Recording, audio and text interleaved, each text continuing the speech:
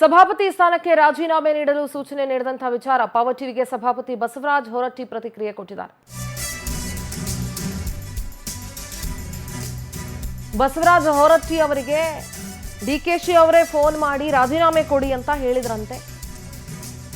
ಅದರ ಬಗ್ಗೆ ಪವರ್ ಟಿವಿಗೆ ಪ್ರತಿಕ್ರಿಯಿಸಿದ್ದಾರೆ. ಸದನಕ್ಕೆ ಮಾತ್ರ ಸಭಾಪತಿ ಆಯ್ಕೆ ಮಾಡೋ ಅಧಿಕಾರ ಇರೋದು, ಆದರೆ ಒಂದು ಪಕ್ಷ ಈ ಬಗ್ಗೆ ತೀರ್ಮಾನ ಮಾಡಿದ್ದು ಸರಿಯಲ್ಲ. ನನ್ನ ಮನಸ್ಸಿಗೆ ಇದು ತುಂಬಾ ಬೇಸರ ತರಿಸಿದೆ ಅಂತ ಹೊರಟ್ಟಿ ಅವರು ಮಾತಾಡಿದ್ದಾರೆ. ಹೌದು, ವೇಣುಗೋಪಾಲ್ ಯಾರೇ ಸಭಾಪತಿ ಯಾರಾಗಬೇಕು, ಸಭಾಧ್ಯಕ್ಷರು ಯಾರಾಗಬೇಕು ಅಂತ ಡಿಸೈಡ್ ಮಾಡೋದಕ್ಕೆ ಡಿಕೆಶಿ ಅವರು ಫೋನ್ ಮಾಡಿ ರಾಜೀನಾಮೆ ಕೊಡಿ ಅಂತ ಹೇಳಿದ್ದಾರೆ. ಏಕಾಏಕಿ ತೀರ್ಮಾನ ಮಾಡೋದಕ್ಕಾಗಲ್ಲ ಅಂತ ಬೇಸರ ವ್ಯಕ್ತಪಡಿಸಿದ್ರು. ಪವರ್ ಟಿವಿ ಜೊತೆ ಬೇಸರ ಹಂಚಿಕೊಂಡ್ರು ಬಸವರಾಜ ಹೊರಟ್ಟಿ. ನನ್ನನ್ನ ಯಾಕೆ ಇಳಿಸಿದ್ದಾರೆ ಅನ್ನೋದು ಸದನದಲ್ಲಿ ಗೊತ್ತಾಗ್ಲಿ.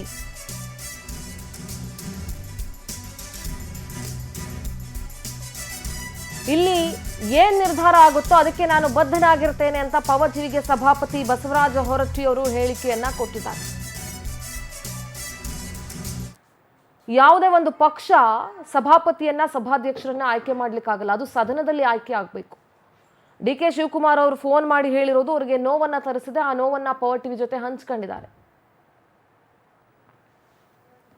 ಎಐಸಿಸಿ ಒಂದು ಸಂಪುಟದ ವಿಸ್ತರಣೆ ಮಾಡೋ ಸಂದರ್ಭದಲ್ಲೇ ಸಭಾಪತಿ ಯಾರಾಗಬೇಕು ಅಂತೇಳಿ ಕೂಡ ಸೂಚನೆಯನ್ನು ಕೊಟ್ಟಿತ್ತು. ಈ ಬಗ್ಗೆ ಈ ಸದ್ಯಕ್ಕೆ ಹಾಲಿ ಸಭಾಪತಿಯವರು ಬಸವರಾಜ ಹೊರಟ್ಟಿ ಅವರು ಅಸಮಾಧಾನಗೊಂಡಿದ್ದಾರೆ. ಈ ಬಗ್ಗೆ ಮಾತಾಡಲಿಕ್ಕೆ ನಮ್ಮೊಂದಿಗೆ ಸಭಾಪತಿ ಅವರಿದ್ದಾರೆ. ಸರ್ ನಮಸ್ತೆ. ಈ ರೀತಿ ಸಂಪ್ರದಾಯ, ಒಂದು ವಿಭಿನ್ನ ರೀತಿಯಾಗಿರ್ತಕ್ಕಂಥ ಸಂಪ್ರದಾಯಕ್ಕೆ ಕಾಂಗ್ರೆಸ್ ಮುನ್ನುಡಿ ಬರೋದು. ಎಐಸಿಸಿ ಲೆಟರ್ ಹೆಡ್ ಅಲ್ಲೇ ಸಭಾಪತಿ ಯಾರಾಗಬೇಕು ಅಂತೇಳಿ ಪ್ರಪೋಸ್ ಮಾಡಿದೆ. ಸರ್ ಈ ಬಗ್ಗೆ ಏನ್ ಹೇಳ್ತೀವಿ?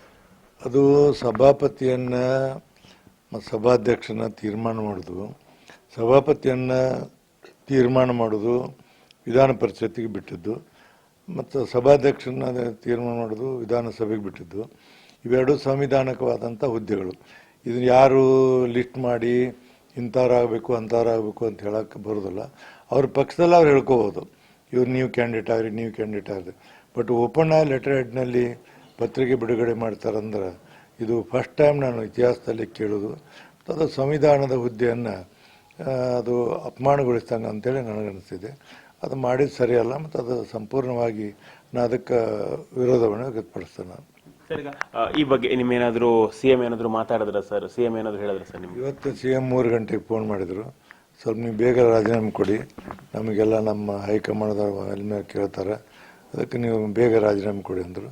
ಆತು, ನಮ್ಮ ಜನರು ಕೂಡ ಚರ್ಚೆ ಮಾಡ್ತೀನಿ, ಮಾಡಿ ನಿಮಗೆ ತಿಳಿಸ್ನ ಅಂತ ಹೇಳಿದ್ದೀನಿ ನಾನು.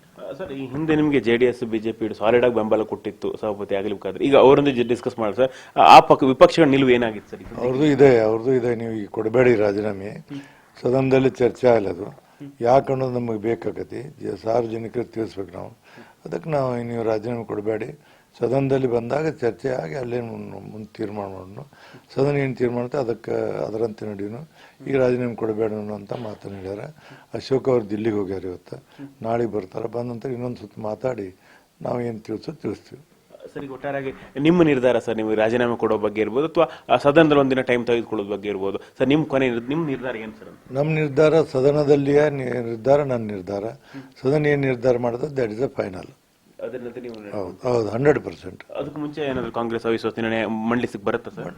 ಬರ್ತದೆ. 14 ದಿವಸ ಅವ್ರು ಆಗ ನೋಟಿಸ್ ಕೊಡಬೇಕು. ನೋಟಿಸ್ ಕೊಟ್ರಂದ್ರೆ ಅದರ ಅರ್ಥ ಸದನ ನಡೆದಾಗ ಬರ್ತೈತೆ ಆ ನೋಟಿಸ್. ಬಂದಾಗ ನೋಟಿಸನ್ನು ಸದನ ಮುಂದೆ ನಾವು ಹೇಳಬೇಕಾಗತ್ತೆ. ಕಾರ್ಯದರ್ಶಿ ಅವ್ರು ಲೆಟರ್ ಕೊಟ್ಟಿರ್ತಾರೆ, ಅವ್ರು ನನಗೆ ಕೊಡ್ತಾರೆ, ಅದನ್ನು ನಾವು ಹೇಳಬೇಕು. ಅದನ್ನು ಹೇಳ್ತೀನಿ ಸದನ. ನೋವಿದೆ ಸರ್ ಈ ಥರ ಎಲ್ಲ ಆಯಿತು ಅಂತ ಹೇಳಿ ಒಂದು ಸ್ವಲ್ಪ ನಿಮ್ಗೆ ಸಹಜ ಇರ್ತಿದ್ದಾರೆ ಮನುಷ್ಯನಿಗೆ. ನೀವು ಒಳ್ಳೆ ಕೆಲಸ ಮಾಡಿದಾಗ ಒಮ್ಮಿಂದೊಮ್ಮಿಗೆ ಏನಾದರೂ ಇಂಥ ಘಟನೆಗಳಾದ್ರೆ ಮನಸ್ಸಿಗೆ ನೋವಾಗುವಂಥ ಸಹಜ ಇರ್ತದೆ. ಅದಕ್ಕೆ ನನಗೂ ಮನಸ್ಸಿಗೆ 46 ವರ್ಷ ಮಟ್ಟ ಯಾವುದೋ ಕಪ್ಪು ಚುಕ್ಕಿಯಲ್ಲಿ ಬಂದೀನಿ. ಮಂತ್ರಿಯಾಗಿ ಕೆಲಸ ಮಾಡೀನಿ, 4-5 ಖಾತೆ ಮಂತ್ರಿ ಕೆಲಸ ಮಾಡೀನಿ, ಸಭಾಪತಿಯಾಗಿ 3 ಸಲ ಕೆಲಸ ಮಾಡೀನಿ. ಸಹಜವಾಗಿ ಮನಸ್ಸಿಗೆ ನೋವಾಗೋದು ಸಹಜ ಇದೆ. ಇಂಥ ಪರಿಸ್ಥಿತಿಯಲ್ಲಿ ಈ ಥರ ಆಗಬಾರ್ದಾಗಿತ್ತಲ್ಲ, ನಾನು ನೋವಾದ್ದು ನಿಜ. ಇದಿಷ್ಟು ಸಭಾಪತಿ ಬಸವರಾಜ ಹೊರಟ್ಟಿ ಅವರ ಮಾತುಗಳು. ಕ್ಯಾಮ್ರಾಮನ್ ಜಯರಾಮ್ ಜೊತೆ ರೂಪೇಶ್ ಬೈಂದೂರು, ಪವರ್ ಟಿವಿ, ಬೆಂಗಳೂರು.